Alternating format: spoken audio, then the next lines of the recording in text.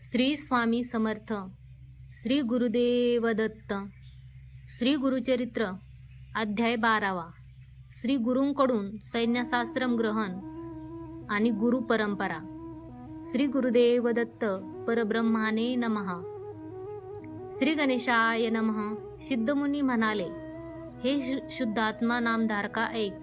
श्री नरसिंह सरस्वती गुरूंनी आपल्या मातेला आत्मज्ञानाचा बोध करीत म्हणाले, हे माते, हे शरीर असो वा प्रपंच असो, काहीही शाश्वत नाही. यावर विश्वास ठेवू नये. हे सर्व अनित्य आहे. हे दृश्यरूपी सांसारिक जग स्वप्नासारखेच आहे, जे वास्तव नाही. केवळ अदृश्य रूपातील परब्रह्माच शाश्वत आहे, तथापि ते अगोचर आहे. मृत्यू नामक सर्प आपल्याला कधी गिळंकृत करणार हे कोणालाच माहीत नसते. मृत्यू हेच जीवनाचे अंतिम सत्य आहे, परंतु त्या भयाने गप्प बसणे काही प्रयोजनकारक नाही. सकल ऐश्वर, शरीर, आयुष्य हे सर्व अशाश्वत आहे. त्यावर भरवसा ठेवू नये. हे शरीर परमात्म्याने मानवतेच्या सेवेसाठी दिलेली देणगी आहे, ज्याची भौतिक सुखासाठी वापर करू नये. इथे जे काही दिसते ते सारे मायामयच आहे, क्षणिक आहे. ज्याला हे परम सत्य कळत नाही तो महामूर्ख समजला जाईल. आपला जन्म मूलतः देवाचा साक्षात्कार करून घेण्यासाठी झाला आहे. अनित्यानी शरीराने विभव नैव शाश्वतः नित्य सन्निहितो मृत्युः कर्तव्य धर्मसंग्रह. देहाला आयुष्याला एक कालमर्यादा असते. मृत्यूवर विजय प्राप्त केलेल्या व्यक्तीनेच हे शरीर शाश्वत समजावे. सांसारिक संबंध, संपत्ती, स्थान, मान फार काळ टिकत नाही. मृत्यू आमच्या सावलीसारखा पाठलाग करत असतो. मृत्यू हे जीवनाचे अंतिम सत्य आहे, म्हणून मानवाने अतिशीघ्र धर्मसंग्रह करावा. आम्ही या जगात काही काळच जगतो. आजपर्यंत या प्रपंचात कुणीही शाश्वतपणे जगलाच नाही. जन्मलेल्याला एक दिवशी मरावेच लागते. सत्य हेच सत्यनारायण आहे. सत्य हे सरळ, यातनाविरहित आणि खुले आहे. त्याला कोणताही उपमार्ग नाही. ज्यात आत्मा नाही ते सारेच अनित्य आहे. सर्वांना स्मशानच अंतिम गती आहे. असे असताना शरीर सदृढ असेपर्यंत आणि शरीराला आयुर्मान असेपर्यंत मानवाने परमार्थ साधून जीवनात मुक्त व्हावे. आत्मज्ञानाने युक्ती नसलेले जीवन व साधना काही उपयोगाचे नाही. हे सत्य जाणून प्रत्येकाने शीघ्र अतिशीघ्र परमात्म्यामध्ये मन केंद्रित करून आपला आत्मोद्धार करून घेऊन धार्मिक योग्यता मिळवावी. सदोदितपणे भगवंताची उपासना करीत एखाद्याने आत्मोन्नती स्वतःच करून घ्यावी. प्रपंचाची कोणतीही वस्तू अंततोगत्वा काही उपयोगाला येत नाही. जन्मापासूनच आयुष्याच्या अंतिम क्षणापर्यंत मानवाने धार्मिक साधना करण्यासाठी व स्वतःला पुण्यकर्मामध्ये निरत ठेवण्यासाठी परिश्रम केले पाहिजे. ज्या दिवशी धर्मसंग्रह होत नाही तो दिवस व्यर्थ असे समजावे. अशा लोकांवर यमसुद्धा दया करत नाही व शेवटी त्याचा नाश होतो. म्हणूनच मी आत्तापासून धर्मसंग्रह कार्याला अतिउत्साहाने सिद्धता करत आहे. असे असताना तू माझ्या संकल्पात का आड येत आहेस? तू जे काही मला सांगत आहे ते समंजसपणाचे आहे का? तुझ्या उपदेशाला अर्थ आणि उद्देश नाही, म्हणूनच तो समर्थनीय नाही. आई, तू विचार करून बघ. नरहरी बालकाचे हे ब्रह्मज्ञान ऐकून सारा जनसमुदाय स्तिमित प्रभावित झाला. आपला मुलगा सद्गुरू आहे हे पुन्हा एकदा जाणून माता पित्यांनी त्रिमूर्ती स्वरूपी मुलाचे पाय धरले आणि पूज्य भावनेने त्याला नमस्कार केला. अशा ज्ञानी पुत्राला जन्म देऊन त्यांनी आयुष्यात सर्वस्व साध्य केले असे त्यांना वाटले. आईने मुलासमोर आपली मनोकामना विशद केली. हे सर्वव्यापी श्री गुरु, आपण सिद्ध पुरुष आहात. आपल्या ज्ञानोपदेशाने मी कृतार्थ झाली. आपण साक्षात आत्मा आहात, यात काही शंका नाही. आपल्या उपदेशाने माझ्या जीवनाचे ध्येय पूर्ण झाले. माझी एक इच्छा आहे ती आपण पूर्ण करावी. आपण मला अजून 4 मुले होतील असा अनुग्रह दिला आहे. तेव्हा दुसरे मूल जन्माला येईपर्यंत आम्हाला सोडून जाऊ नये, तोपर्यंत आमच्या जवळच राहावे. तुमचा वियोग आम्हाला सहन होणार नाही. तेव्हा गुरूंनी आईची मातृजन्य मनस्थिती समजून तिची विनंती मान्य केली. नरहरीने आईला सांगितले, हे आई, मी खरोखर तुझे वचन पालन करणार. आजपासून 1 वर्षाच्या आत तुला जुळी मुले होणार. तोपर्यंत मी तुझ्या सोबतच राहीन. तथापि तू तुझे आश्वासन कधीही मागे घेऊ नये. तुझे वचन मी नक्की पाळावेस व तुला निरोप द्यावास. त्यानंतर श्री गुरूंनी 1 वर्षपर्यंत त्यांच्या सोबत राहिले. वयाच्या 8व्या वर्षापासूनच त्यांनी चतुर्वेद व शास्त्रपाठ अध्ययन करण्यास प्रारंभ केला. तरुण मुलाकडे असलेल्या ज्ञानाच्या गहनतेबद्दल पाहून सर्वांना आश्चर्य वाटले, जे त्यांच्यासाठी अविश्वसनीय होते. कालांतराने अंबिकेला 2 जुळी मुले जन्मली. शेवटी गुरुवचन सिद्ध झाले. म्हणून गुरुभक्ताने गुरुवचन वेदवाक्य मानून त्यावर पूर्ण विश्वास ठेवावा. अंतःकरणात गुरुविषयी व गुरुवचनावर जसा भाव असतो तसे फळ मिळते. मुले 3 महिन्याची होताच श्री नरहरी मातेला उद्देशून म्हणाले, माते, यापुढे तुला 2 पूर्णायुषी असे पुत्र व 1 पुत्रीचा लाभ होईल. तुमच्या संसारात कोणतीच उणीव राहणार नाही. तुमचे जीवन आनंदमय व सुखमय होईल. असे अभय देऊन तीर्थयात्रेला निघण्याची अनुमती घेतली व सज्ज झाले. तेव्हा जन्मदात्री चरणावर नमस्कार करून वदली, देवा, तूच आमचा कुलदैवत. तू देव कृपा अनुग्रह करणारी शक्ती आहेस. तू एक अवतारी ज्ञानी पुरुष आहे. तुझ्याविषयी पूर्णपणे समजून घेण्याचे सामर्थ्य व ज्ञान हे आमच्यापाशी नाही. तू आमच्या मनाचा, बुद्धीचा व शब्दांच्या पलीकडे आहेस. तुझ्या स्वरूपाचा परिचय आम्हाला अजून झाला नाही. मायामोहात लडबडलेले आम्ही अनेक अपराध केलेले आहेत. बऱ्याच वेळी कठोर शब्दांनी तुझे मनही दुखावले असेल व तू आमचे मूल असे समजून अनेकदा तुझ्यावर मुक्तपणाने, उद्वेगाने आणि कोपाने वर्तन केले असेल. तुझ्याविषयी आम्ही अनेक अपशब्द देखील वापर केले असतील. त्याची परिगणना न करता आमच्या सर्व अपराधांना क्षमा करा. असे दुःखितप्त होऊन प्रार्थिले. सर्वतोपरी प्रयत्नांती आई पुत्र वियोगाचा विचार सहन करण्याच्या स्थितीत नव्हती. पुन्हा पुत्र नरहरीचे पाय धरून ती म्हणाली, तू घर सोडून गेलास तर आम्ही नक्कीच निर्गतिक होणार. तुझ्या आश्रयाविना आमचे जीवन विफल होणार.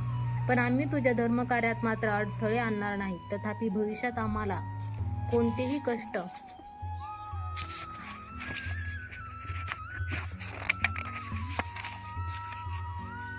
नष्ट न्यूनता भासणार नाही व आम्ही तणावमुक्त आणि समृद्ध जीवन जगणार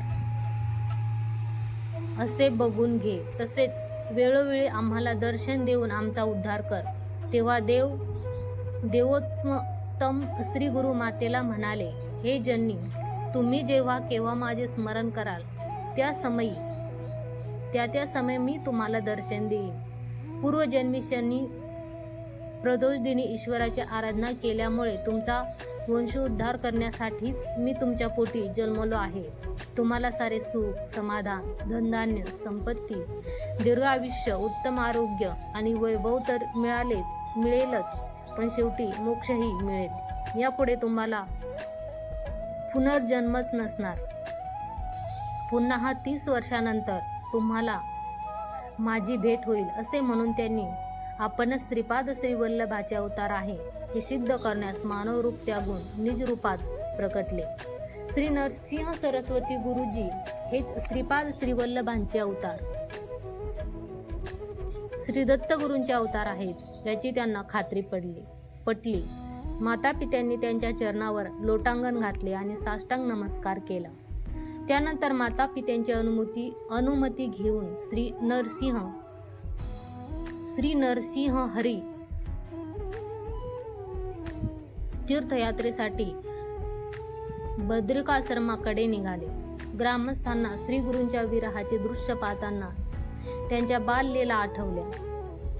कसे तरी ते घडलेल्या प्रसंगाशी सहमत नव्हते व त्यांनी त्या अवतारी बालकाला अनुमती दिल्याबद्दल पालकांना शिवीगाळ दिली. त्या सर्वांनी अवतारी बाळाला साष्टांग नमस्कार केला. त्यांच्यासोबत आलेल्या पालकांनी पुन्हा एकदा त्यांच्या चरण कमलावर अश्रू ढाळत मोठ्याने रडले. त्यांच्या दिव्य स्वरूपाच्या दर्शनाने ते स्तब्ध झाले. दुःख सहन करून काही काळ ते त्यांच्यासोबत गेले व नंतर निरोप घेऊन घरी परतले. माता पित्यांचा निरोप घेऊन नरहरी यात्रेला निघाले व बद्रिकाश्रमात येऊन पोचले. बद्रिकाश्रमाची यात्रा संपून विश्वेश्वराच्या पवित्र विख्यात अशा काशी क्षेत्री येऊन राहिले. तेथे त्यांनी अल्पकाळ दत्त घाटावर वास करून शरीराचे मोह त्यागून अष्टांग योगद्वारे तपश्चर्या केली. त्रिकालही ब्रह्मचर्य आश्रमाचे सर्व विहित धार्मिक अनुष्ठानाचे आचरण ते करीत होते. काशी क्षेत्री मोठ्या संख्येने विद्वान, साधक, संन्यासी, भक्त, यती आणि अवधूतही राहत होते. त्याशिवाय सांसारिक आसक्ती त्यागलेले महान मुक्तात्मा देखील वास्तव करत. या तेजस्वी युवकाचे विरक्त भाव, आचरण, कठीण योग साधना, धार्मिक कार्यात मग्नता पाहून ते चकित होत असत. ते सर्व तपस्वी लोक तरुण संन्यासाला लोहचुंबकासारखे आकर्षित झाले. त्यांनी त्यांची भरपूर स्तुती केली. त्याला अवतारी पुरुष मानून त्याचे भक्तिभावाने दर्शन घेत व त्याला वंदन करीत होते.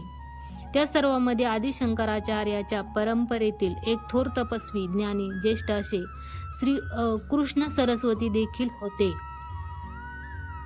ते संन्याशांना उद्देशून म्हणाले, हा तेजस्वी तरुण ब्रह्मचारी बालक सामान्य नसून तो श्रीमन्नारायणाचा अवतार आहे व साऱ्या त्रिभुवनात पूजनीय व समर्थ आहे. पूजनीय व समर्थ गुरुनाथ आहे. याला सामान्य समजू नये आणि त्यांच्याविषयी उदासीन राहू नये. याचे नित्य दर्शन घेऊन आपण कृतार्थ व्हावे. याला प्रत्यक्षात वंदन नाही केले तरी किमान मनपूर्वक वंदन करावे. लोक कल्याणार्थ याने संन्यास दीक्षा स्वीकारावी अशी आपण त्याला प्रार्थना करूया. हे साध्य झाल्यावरच इतर सर्व यतींना संन्यास दीक्षा देण्यात त्याला अनुकूल व सुलभ होणार. तसेच आपले भाग्य देखील उजळेल. हा विचार सर्वांना पटला. श्रीकृष्ण सरस्वतीच्या सूचनेप्रमाणे सारे येती श्री गुरु सानिध्यात आले व भक्तिभावाने नमस्कार करून त्यांना निवेदन केले. हे योग्य महात्मा गुरुवर्य आपल्या प्राचीन सनातन धर्माच्या अस्तित्वासाठी व पुनरुत्थानासाठी संन्यास धर्माच्या पुनर्स्थापनेसाठी आणि लोकोद्धारासाठी आपण संन्यास धर्माचा स्वीकार करावा अशी आमची विनंती आहे. अनादी काळापासून प्रचलित असलेला संन्यासाश्रम धर्म आज क्षीण होत आहे व त्याचा दुरुपयोग केला जात आहे. आज या कलियुगात जनसमुदाय संन्यास धर्माची अवमानना टीका करण्यात गुंतला आहे. ते अविचारीपणाने आनंदाने संन्यासांची व संन्यासाश्रम संबंधित विषयाची निंदा करीत आहे. संन्यासाश्रम ग्रहण करण्याचे सामर्थ्य आपणासारख्या अवतारी पुरुषातच आहे. आपल्यामुळे आम्हा सर्वांचा उद्धार होईल. अग्निहोत्र आचरण, गोमोद्याग, संन्यास स्वीकार, श्राद्ध कर्मात मांसाचा उपयोग, देवराकडून संतान उत्पत्ती हे 5 कलियुगात निषिद्ध आहेत. पण या 5 गोष्टीत संन्यास धर्म स्वीकारणे मात्र अनादी कालापासून प्रचलित आहे व वेदसंमत अनुकरण आहे. काही काळ पूर्वी सुद्धा लोकांनी संन्यास धर्म निषिद्ध केला होता. त्या प्रसंगी श्री गुरु शंकराचार्य अवतरले व त्यांनी संन्यासाश्रमाची पुनर्स्थापना केली. पण कलीच्या प्रभावामुळे व लोकनिंदेमुळे संन्यास धर्म क्षीण झाला. म्हणूनच आपण संन्यासाश्रम स्वीकारून दीक्षाबद्ध व्हावे. हे सारे आख्यान सिद्धमुनींकडून ऐकून नामधारक म्हणाला, स्वामी, माझ्या मनात एक लहान शंका उद्भवली आहे. माझे मन काही विषयामुळे अस्वस्थ झाले आहे. दीक्षा देणारे विश्वगुरु दत्तावतारी श्री नरसिंह सरस्वतींना दुसऱ्या गुरूंकडून संन्यास दीक्षा स्वीकारण्याची आवश्यकता का आली असावी? एका गुरूने दुसऱ्या गुरूंचा स्वीकार करण्याचा उद्दिष्ट काय? हा कोणता विपर्यास? श्री मूर्ती अवतारी दीक्षा देणाऱ्यानेच दीक्षा घेणे कसे समजश? त्यांच्या प्रश्नावर सिद्ध मुनींनी उत्तरले, प्रिय शिष्योत्तमा, तू योग्यच विचारले आहेस. योग्य गुरु मिळाल्यावर शिष्याने सर्व संशयाचे निरसन करून घ्यावे, अन्यथा शिष्याची प्रगती होत नाही. हे नामधारका, पूर्वी विष्णूचा अवतार असलेल्या प्रभू श्रीरामचंद्रांनीही वशिष्ठांना गुरुरूपाने स्वीकारले होते. तसे श्रीकृष्ण परमात्म्याने देखील सांदीपनी मुनींना गुरु मानले होते. अवतारी पुरुष झाले तरी मनुष्यरूपात जन्म घेतल्यावर मनुष्यरूपी गुरूंचा स्वीकार करावाच लागतो. श्री गुरु सरस्वती दीर्घकाळापासून विधेयतेने सैन्य धर्माचे अनुसरण केलेले महान येते आहेत, म्हणून ते श्री नरसिंह सरस्वतींचे गुरु झाले. गुरु हे परंपरागत आहेत, हे लक्षात ठेवले पाहिजे. तसे शिष्य देखील याच गुरु परंपरेचाच असावा. अशा प्रकारे मूलपीठातून प्रारंभ झालेल्या गुरु शिष्य परंपरेत ब्रह्मज्ञानी श्री कृष्ण सरस्वती येतात.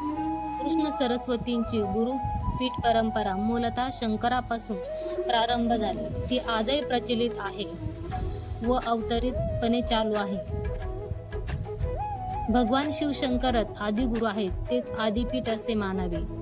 नंतर क्रमाने परंपरेत विष्णू, ब्रह्मा, वशिष्ठ, शक्तिवंत, पराशर, विष्णूचा अवतार म्हणून जाणवलेले वेदव्यास, शुक्राचार्य, गौडपादाचार्य, गोविंदपादाचार्य, शृंगेरीत माता शारदांबेला प्रतिष्ठित केलेले आदिशंकराचार्य, विश्वरूपाचार्य, ज्ञानबोधकारी आचार्य, ईश्वरतीर्थ, नरसिंहतीर्थ, विद्यातीर्थ, शिवतीर्थ, भारतीतीर्थ, रुद्र सरस्वती, सरस्वती यादवेंद्र आणि त्यांचे प्रमुख शिष्य असणारे आता सांगितलेले श्रीकृष्ण सरस्वती. काही काळानंतर श्री नरसिंह सरस्वती काशीतून आपल्या काही शिष्य वृंदासहित निघाले व सकल तीर्थाचे संदर्शन करीत प्रयाग क्षेत्र दिशेने प्रयाण केले. मार्गावरील सर्व तीर्थाचे संदर्शन करून भूप्रदक्षिणा करीत अनेक संत महंतांना भेट देत गंगासागर संगमापाशी येऊन पोचले.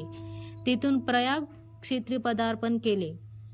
तेथे त्यांच्या दर्शनासाठीच आलेल्या माधव नामक एका वैराग्य संपन्न सदाचारी श्रेष्ठ ब्राह्मण युवकाला त्यांनी दीक्षा दिली.